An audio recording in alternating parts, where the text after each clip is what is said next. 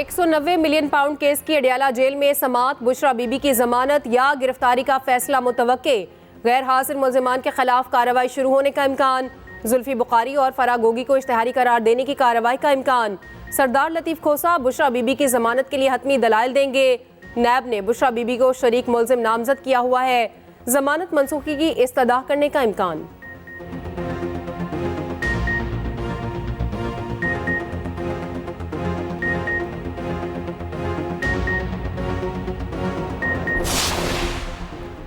Toshakhana reference election commission के फैसले के खिलाफ अपील वापस लेने की दरख्वास्त मुस्तरद।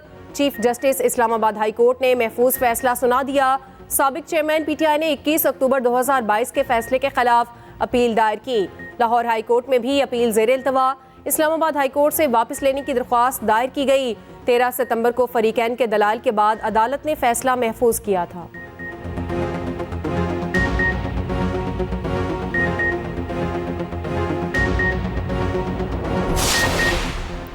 साबिक चेयरमैन पीटीआई ने झूठे पोल कराने की रवायत डाली। रहनुमा मुस्लिम लीग नून अतात आरड़ की न्यूज़ कॉन्फ्रेंस। कहा 3 दिसंबर को करप्शन पर पोल कराया गया। साबिक चेयरमैन पीटीआई का नाम ही शामिल नहीं था। 2300 अकाउंट्स को सर्च किया तो 1700 पीटीआई के निकले। मजीद बोले साइफर की कहानी घड़ी गई। इन कैमरा ट्रायल होना चाहिए। साबिक चेयरमैन पीटीआई को कोई सजा से नहीं बचा सकता।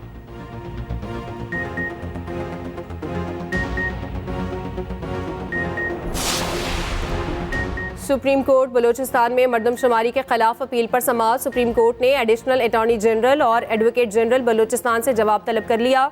जस्टिस एजाजुल हसन ने रिमार्क्स दिए।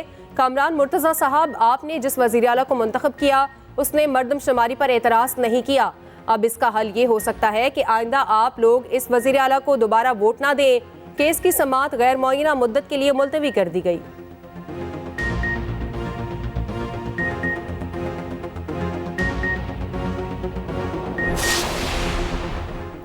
इलेक्शन कमीशन इंतखाबी शेड्यूल कब दे रहा है? Chief justice Islamabad high court का इलेक्शन कमीशन के वकील से इस्तफसार।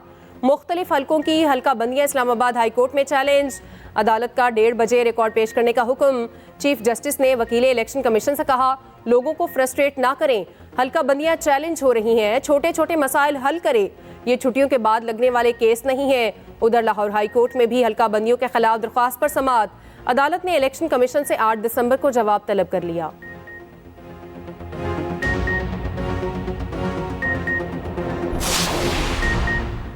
परवेज इलाही को गिरफ्तार करने के खिलाफ दायर तौहीन अदालत की दरख्वास्त का तहरीरी हुक्म जारी। लाहौर हाई कोर्ट ने आईजी इस्लामाबाद के वारंट बहाल रखे। तहरीरी हुक्म में कहा गया, सेक्रेटरी एस्टेब्लिशमेंट मामले पर अदालती मुआवनत के लिए अफसर मुकर्रर करे। दोनों अफसरान अदालत पेश ना हुए और ना ही कोई जवाब दिया। अदालत मजीद समाअत 18 दिसंबर को करेगी।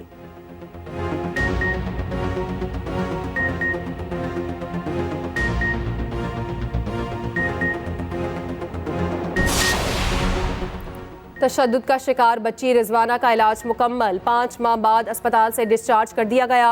बच्ची ने कहा, अल्लाह ने मुझे दूसरी जिंदगी अता की। चाइल्ड ब्यूरो में कुकिंग सीखने की ख्वाहिश जाहिर कर दी। निगरान वज़ीर सेहत ने मीडिया से गुफ्तगू में कहा, 5 माह बाद रिजवाना मुकम्मल सेहत याब हो चुकी है।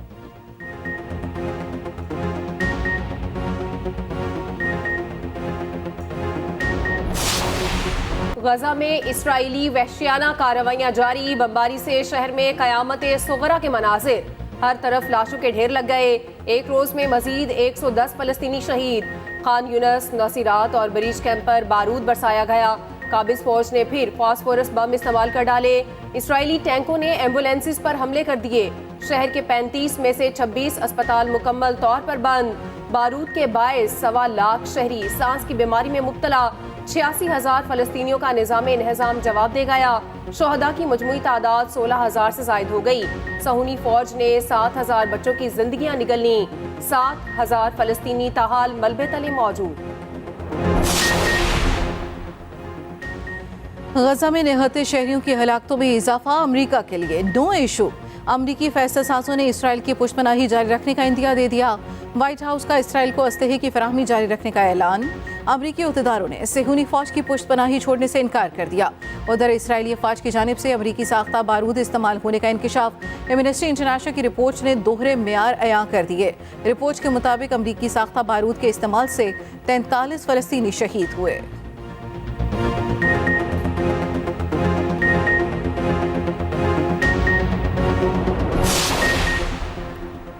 बलूचिस्तान में नून लीग की फतह का मिशन, मुस्लिम लीग नून की क़यादत ने सर जोड़ लिए। मॉडल टाउन में पार्लिमानी बोर्ड का इजलास जारी, बलूचिस्तान से टिकट के उम्मीदवारों के इंटरव्यूज जारी। कायद नून लीग नवाज शरीफ खुद उम्मीदवारों से मुलाकात कर रहे हैं। इजलास में मरियम नवाज और इसहाक डार भी शरीक। जुमे को बहावलपुर और डीजी खान डिवीजन में उम्मीदवार फाइनल किए जाएंगे।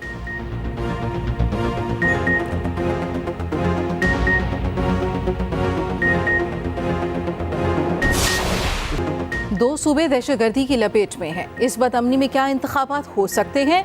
मौलाना फजल रहमान ने लाहौर से ऐसा इलेक्शन वाला माहौल मांग लिया। कहा लाहौर में सब ठीक है मगर हमारी तरफ भी सब ठीक हो।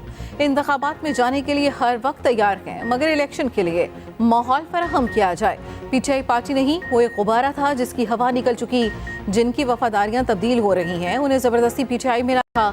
ये भी कहा नून लीग के साथ ताल्लुक बरकरार रखना चाहते हैं, इनके साथ सीट एडजस्टमेंट करेंगे। वज़ीर आज़म वही होगा जिसको अवाम चाहेंगे।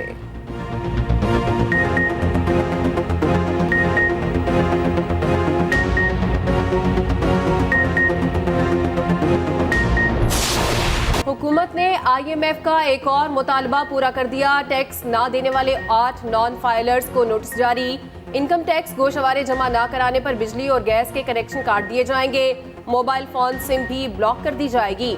जराये के मुताबिक FBI ने नादरा के साथ डेटा इंटीग्रेशन के तहत 15 लाख अफराद की तफसील इकट्ठी की।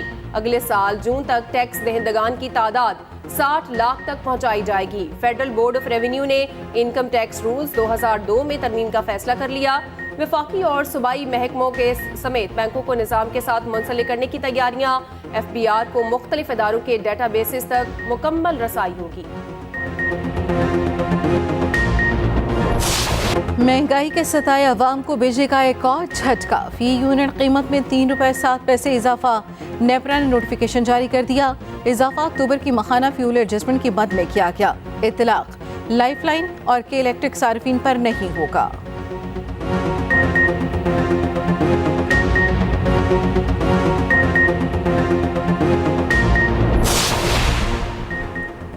डिस्कोस और पैदावारी कंपनियों के अफसरान की मुफ्त बिजली की सहूलत खत्म। ग्रेड 17 और ऊपर के अफसरान को मुफ्त यूनिट्स के बजाय रकम मिलेगी। वजारत तवानाई ने ऑफिस मेमोरेंडम जारी कर दिया।